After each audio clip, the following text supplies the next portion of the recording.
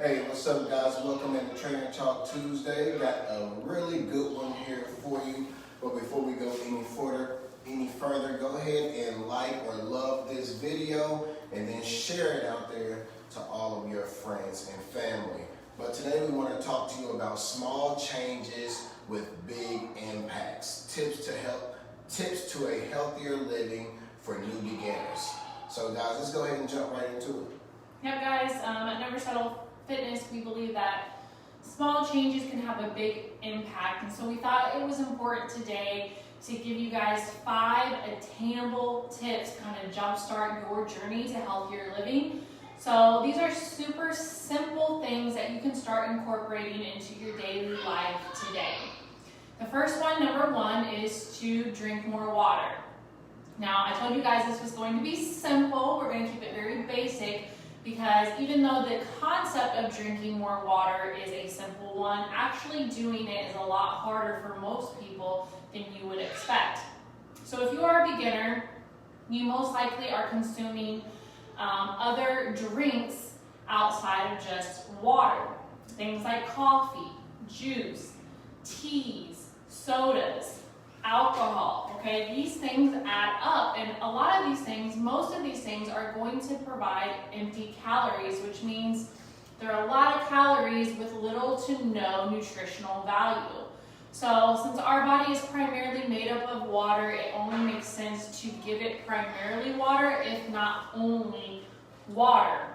And I'm not telling you guys to cut out everything right away. In fact, for beginners, we don't normally suggest that unless you have the personality type where you work best in that environment to cut everything out or to add something back in, and it's very drastic. But for most people, this is a gradual change. So if you're only drinking, let's say, 1 bottle of water, which is pretty common with beginners, and 1 bottle of water is right under 17 ounces for the day. If that sounds like you, or you're somewhere in that 1 to 3 bottle range, then we would suggest that you just start by drinking 3 to maybe 5 bottles of water a day, depending on where you currently are now. So I would say anywhere from like 60 to 80 ounces is a great goal to have if you're not getting any water in, or if your water is very inconsistent or just on the lower end. And one of the first things I'm thinking, because I know a lot of you are thinking it as well, is like, when you're not used to having something, it's hard trying to make way to get that amount in, or to really get enough of it in for it to really feel sufficient at all. So guys, what I like to tell a lot of you when you're starting to drink more water for the first time is to just sip periodically throughout the day. Don't wait until you feel like you need to quench your thirst because you went so long in between drinking water, or the water intake that you have for the day, that you're pretty much just waiting until your body is sending you that alert of, hey, I'm thirsty, I need to hydrate. So the best way to avoid that and to get more water in, and in most cases without even knowing it, is to just try to sip periodically throughout the day as much as you can. Small sips, just getting your body more accustomed and adapted to taking in more water on a regular basis. And guys, like I said, adapt. That is something that your body is going to do once you make this more of a common thing. So it'll feel like you're forcing yourself, so I'm telling you to sip periodically so you don't feel like you're just gurgling when you get the chance, but just sipping throughout the day.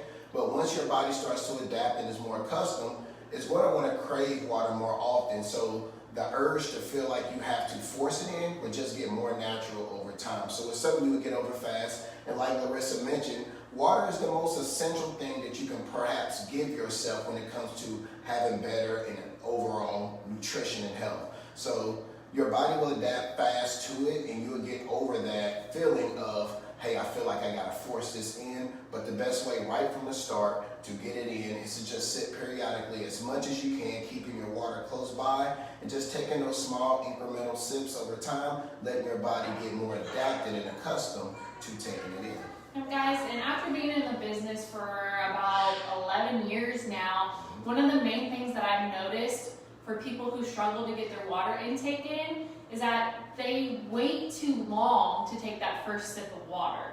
And so if you are someone who, if you really think about it, that you're really not drinking water for the first time during the day until the late afternoon, then listen up, guys. This is going to benefit you greatly. I encourage you guys, this is what I recommend to all my clients, very similar to what Nate is telling you, but be more intentional about starting earlier with that. So before you even brush your teeth, guys, I really encourage you to get 8 to 16 ounces of water in. That means right when you wake up, the very first thing that you do is drink water. And if you actually do that, you're going to trigger your thirst mechanism, and it's going to make you have that craving for water that Nate described when he was speaking. It's going to do that, and it's going to do it earlier in the day. And then if you're the type of person that works well with different goals and time frames and something to check off your list, then you can set a timer in your phone and really schedule out what your day looks like. So by noon, you should be at half the ounces for your total goal of water intake for the day. And if you really kind of give yourself markers like that, some people buy water jugs that actually have it labeled for you. This is a great way to have a visual or that alarm going off as a physical sound and reminder that, hey, I need to make sure that I'm doing this and drinking this much by this time frame. And it works very well, guys, so definitely use one, if not all of those tactics. Yeah, and the last thing I would add is that we have made the move to Florida, and if you're living in a more of a warmer climate as well, it should be even more important for you to make sure that you're keeping your body hydrated. That way, you're not susceptible to passing out or having any kind of heat strokes or anything like that from being dehydrated. So just keep that in mind when it comes to drink more water, guys. Try to sip incrementally as much as you can and just sound out those alert mechanisms early in the morning, those thirst alert mechanisms early in the morning to get the day started, to make it even easier as well. So number 2 is going to be to eat more fruits and veggies. Water, most essential. Fruits and veggies are not very, very far behind, guys. And these are some of the most natural and beneficial things you can give to yourself. And what I like to try to describe the difference between your fruits and veggies is that fruits have a lot of natural sugars in them, so they're lighter in calories, so on and so on. So those are what you want to try to make more of your snacks. Try to get them in between your meals throughout the day to keep you from getting too hungry, having your blood sugar levels drop too low, and that way you don't overconsume when you do sit down and have that traditional lunch, that breakfast, lunch, or dinner. So obviously, guys, you want to consume a vegetable with we would like to say, every meal setting. So if you are eating breakfast, I know a lot of you like to do the intermittent fasting, but try to get some kind of vegetable on your plate whenever you're sitting down and you having an actual meal, focusing on getting your fruit in between those meals to keep your body, if you're trying to lose weight, from not over consuming too many calories. It's a way to keep yourself from doing that as well when you're consuming your snacks versus having a lot of dry foods like people have, crackers, nuts, and so on. These things are lighter in calories, more nutritious for you, and it'll keep you from just about over consuming throughout your diet when you're focusing on trying to lose weight for the first time or whatever it may be for yourself. But guys, and I have to clarify, when we say veggies, we are referring to low starch vegetables. So these are going to be things like any of your green leafy vegetables, Brussels sprouts, broccoli, cauliflower, green beans, okay, even bell peppers. These things are going to be what we want you to have more in abundance. And now, easier said than done. If you are a true beginner, you probably don't like the taste of fruits and veggies. And although this is common, this is not natural. The reason that people do not like the taste of natural foods is because their body has become so accustomed to eating processed and refined sugars. So the way that we really combat this, if you are a true beginner and you're sitting here and you're like, well, I can't really think of anything that I like in those categories, then you need to kind of trick your body at the beginning. And this is something that we use often for suggestions with moms and dads who have young children that are kind of picky eaters. We even do this with our son. You gotta sneak those veggies in. Typically, people do better with the fruit intake because, as Nate mentioned, they do have natural sugars in there, so they're sweeter. A lot of people can do that with their palates, even, regardless of what they're eating. But the veggie intake, guys, is something that you gotta sneak in sometimes, and you can do that in a lot of different ways. One way is by blending them up in a shake or with a juicer. So when we say this, we really actually mean that you get a blender or a juicer itself and you do this at home on your own. And like I said, you can add those fruits into this blend and make it sweeter, so it's easier and more pleasing to the palate when you're not used to eating these types of foods. You can also sneak them into your meals. So for example, like Nate and I have been recently making spicy meatballs. And meatballs, you guys know, are made up of beef, right? So it's meat. It's meat, guys. There's not normally a lot of vegetables that go into that, but Nate and I like to sneak them in. And you can kind of do this with, a meal like this or something similar that you like to make at home. We'll chop up onions and bell peppers and we'll mince them up real small so you can't really see them by the time the finished product is there. And then we add in like parsley and different spices into that as well to get some vegetables into the mix that are hidden inside the meal itself. And then when you add the sauce, you can add in real tomatoes. You can make these sauces from scratch or get the healthier versions that don't have the processed sugars in them. And now you have a meal that actually has an abundance of fruits and veggies in it. And it may not even look like it to the eye. So it's kind of deceiving the brain. So it looks like you're eating something that, you might be more accustomed to, like a bowl of pasta, but in reality, there's a lot of hidden high quality nutrients in there. Same thing goes, like I just said, for pasta. If you're adding spaghetti to those meatballs, you can get pastas now that are made from veggies, and they cook the same way. If you really want to, get fancy with it, which, you're probably not ready for this if you're a beginner, but you're a few steps ahead, you might get a spiralizer and, do that with zucchini or something instead of actually using noodles. So there are ways that you can kind of sneak this in that tricks your brain, and then over time after doing this, your palate will change so you actually crave those fruits and particularly those veggies that you may not have liked prior. And guys, trust and believe, if you're like us, there are a lot of things out there that you think you just don't like because maybe you had them in a way as a child growing up. Your first introductions to these foods made you really turned off to them.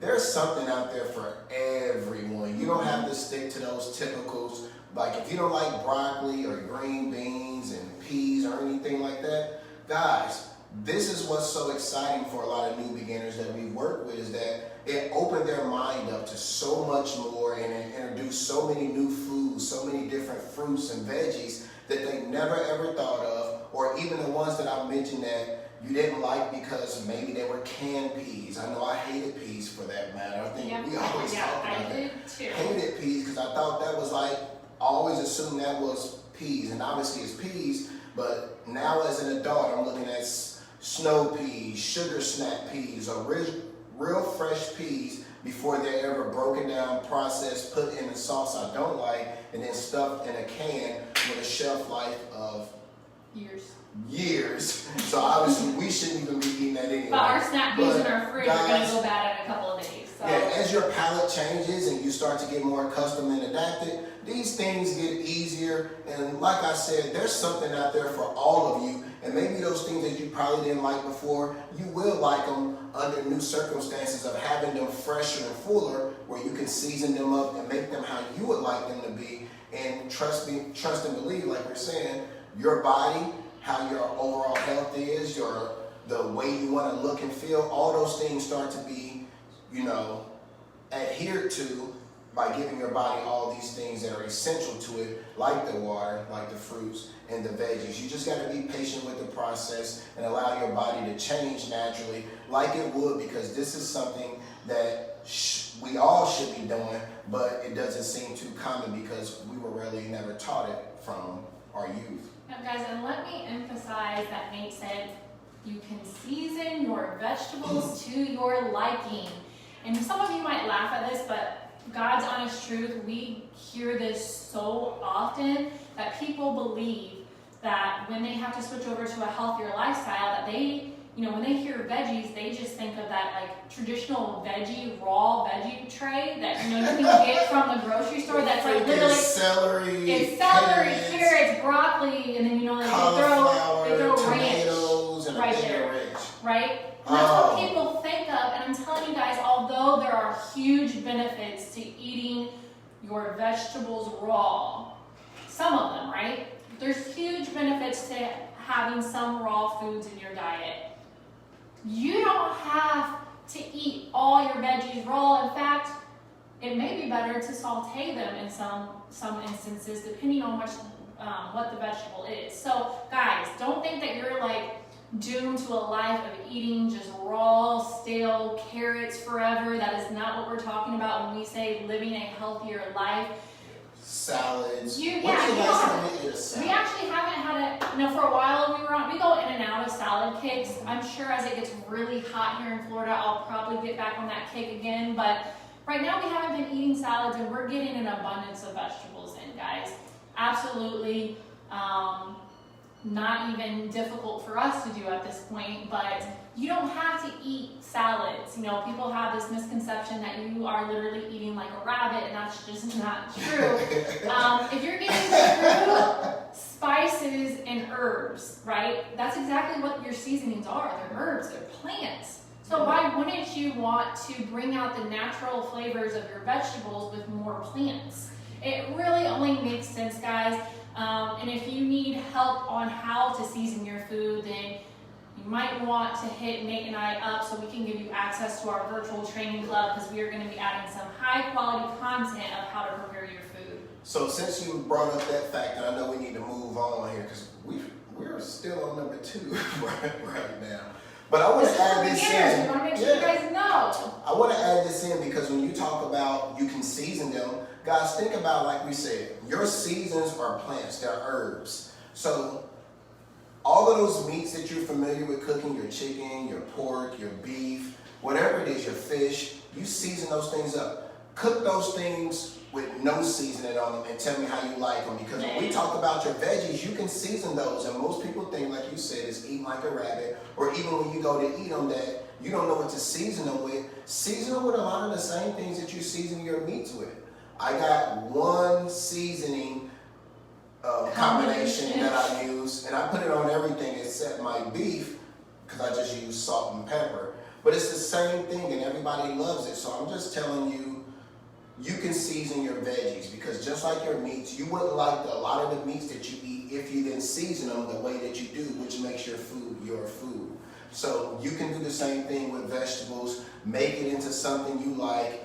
Open your mind up to so many new things that you never, ever thought were, something you can have. And there's a lot out there for all of us. But let's get to number 3 here. Yep, guys, number 3 is sit less, move more. And that's pretty straightforward, guys. Oh, okay. Nate's done with Oh, she says sit less, move more. Okay. So, guys, if you, especially now, right, after COVID and being in quarantine, and a lot of you are working from home, and maybe now you're permanently working from home, you may notice that you're sitting down a lot more than you used to. And we really want to combat this. This is very common with office or at-home jobs, where you're just sitting at a desk for 8+ hours a day, and you literally don't get up to move at all unless you have to go to the bathroom. And guys, doing this, it's called the sitting disease, makes you so more at risk. I forgot the percentage. I think it's over 70%. You guys can look this up. It's a huge percentage though, as far as like the increase of risk for all these different heart-related diseases just because you're sitting down throughout the day. So very simply, would we like you to get in a regular exercise routine? Absolutely. But that doesn't have to be like this super hardcore, intense, like CrossFit routine, especially if you aren't used to working out at all. It can literally be something as simple as, setting that timer on your phone, and every hour you get up and you do some light stretching. You move around. You might, bend down, touch your toes a few times. Maybe you do a few push-ups on your desk. Maybe, just do some side bends a few rounds. Go for a walk. Going on a walk, guys. Just doing little things like this make the biggest impact later on. And yes, again, would we like you to get in a regular workout routine? Of course we would. We're personal trainers. We're going to advocate that for you. But just doing small things and really building up and working your way towards working out more frequently or working out with more intensity, it's going to start with those little things, right? If you're not doing anything at all, it has to start somewhere. So don't overcomplicate it. Do something small. Go on a bike ride. Go on a walk. Do those light stretches. Even when you're watching TV, make it a goal during the commercials to do crunches or squats or whatever the movement is, just so you're moving. Doing something is always better than doing nothing. Yep, absolutely. Guys, one of the major things is you just don't want to be sedentary. So we're talking about just having some sort of movement in your life. Doesn't have to be extensive, but just trying to do something versus nothing. Absolutely. Every day as much as you can. Even when you're going somewhere and that makes sense and maybe it's not too many, take the stairs. Don't take the elevators. Little simple things like that, guys. You want to be as functional as much as you can. Use your body for what it was made to do. The human body is very amazing, guys, and you can do some incredible things. And if you haven't been doing them before, just start light. Just try to add in those walks, those side bends, standing up every 20, 30 minutes, allowing that blood to flow naturally through your body, and just trying to sit as less as you possibly can and get as much movement in your life as you possibly can. And even getting those stand-up desks, you're seeing some of these things being implemented into schools now because there's so many studies regarding the negative, ramifications of sitting down for too long. So yes, guys, you can also get a medicine ball and replace your chair with that. That way you're kind of working your core muscles and your leg muscles as you're sitting there, maintaining your own posture versus relaxing and kind of rounding your spine into a chair that has a back support. It's just something that you naturally do when you're sitting and you're in a position for so long. So to try to alleviate a lot of that, you can look into the standing desk and do some of the things that we're doing there. And then also get you a stability ball. Just trying to provide as much movement as you can in your life, even if you can't get on you a stable and consistent workout plan.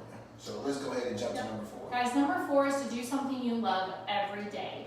And now, I know there's going to be at least one of you out there that's like, well, I like to drink. So are you saying like I can just get hammered every day? It's not what I'm talking about. We want to be productive. It's always got to be somebody productive, not destructive. Productive, not destructive. Mm-hmm. So do something you love every day that is going to get you a little bit closer to your goals. So maybe you're like me and you like to take walks.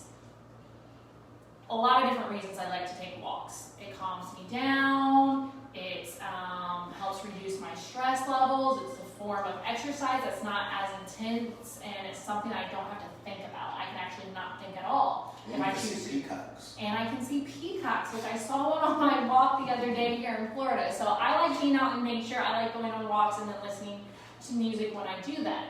Maybe you're like that. Maybe you love to... I don't know. What's something that's not exercise related?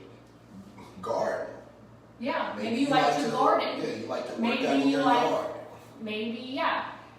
This doesn't have to. Bushes. This doesn't. Maybe you like to read a book, right? This doesn't have to be anything that is physically active, because we already talked about that. This could be something that you're sedentary with, but it's going to help reduce your stress levels, and it's self-care, right? That everybody talks about, which is so important, guys, to kind of make time for yourself every single day. Doing something that you love that's going to reduce your overall stress, okay? Whatever that is. I don't care what it is, as long as it's productive, not destructive. So think about that. I would say choose 3 things that you really love to do, and at least one of those things needs to be something that you can do at any time or any place if your stress levels were to get too high. So maybe that's meditation, maybe that's prayer, maybe it's breathing techniques. I don't know. You're going to have to figure that out for yourself because it's going to be very specific to the individual, but that is something that I want you guys to think about and to make it a goal. Do something you love every single day. Yep, and I'm going to kind of tie that into our number 5 here as well, because I like that you said individual, because a lot of those things, if you are someone like Larissa who's more introverted, a lot of those things sound great, but maybe you're an extroverted person and you want to go out and do things. Guys, find a community of like-minded individuals and associate yourselves with them in something that can help you, be active and also reducing your stress levels, because now you can be more social if that's something that matters to you. I know that we're all different, but like Larissa mentioned, for the individual, it's important for you to find something there for yourself that you can do and you can enjoy to help keep yourself in a more calmer state, stress-free life. And if you need to associate yourself with people, associate yourself with people who are like-minded like you and are trying to, get something out of this life that's similar to what you're trying to get out of it as well. Now, and if you're extroverted, as Nate mentioned, you're like, yeah, I'm all about this. Like, I love having that in-person accountability. But maybe you're like me and you hear our last step, find a community of like-minded individuals, and you're like, whoa, hold on, I don't know if I really want to talk to anybody. But that's why I got tied in, though. Yeah, guys, it is important. We're not telling you that you have to go on lunch dates with people, but it is important, even if it's just a Facebook group, even if it's just your spouse or your parent or your best friend, all right? You need to have somebody there that is, 1, supportive of you, 2, ideally they're going to do this journey with you, all right? So they're like-minded. They want to have, the same results that you're looking for. They're wanting to live an overall healthier life just like you, because that person or that group of people, they're going to hold you accountable. And you're more likely, actually 2 times more likely to succeed if you are in a community-based group or you have a friend that you can tell them how your day went and be honest with them so they can hold you accountable and say, well, you did really good, getting up and stretching throughout the workday, but you know what? You didn't get your water in. You need to do better about that tomorrow. It's very important to have a community like this, because if it comes down to just ourselves, holding ourselves accountable, you're not going to do it. You're not going to do it. Just be honest with yourself. It's not going to happen, or it's not going to be as effective as if you were to do it in a community. So, guys, that's really all we have for you. I will say this, if you want to live a healthier lifestyle, and these things sound good to you, and you're like, yes, these are attainable, I can do this, I can grow into it, but you really don't know what that community looks like for you, or you need that accountability partner, then please reach out to us, guys. I'll put a link in the comments here where you can try us out risk-free for your first 7 days, guys. So you just need to use the discount code 7-day trial, and you can get access to resources that help you do everything that we just talked about. And it also gives you access to Nate and myself, where you can be in a community with all these other people, but if you're not that type of personality where you don't really want to communicate with a large group, then you can just talk to Nate or myself on a one-on-one weekly basis, where we're holding you accountable, where we're saying, hey, your goal was to get 80 ounces of water in every day. How did you do? Really having those people there, or that person there to hold you accountable, is the game changer. It truly is. So, guys, we would love to help you, and we will extend our 7-day free trial for you if you are interested in that. Yep. All right, guys. And with that being said, you know what to do. Never give up. Never lose hope. And never settle. All right, guys. Continue having a great day and a great rest of this week, and we will see you back here, same time, same place.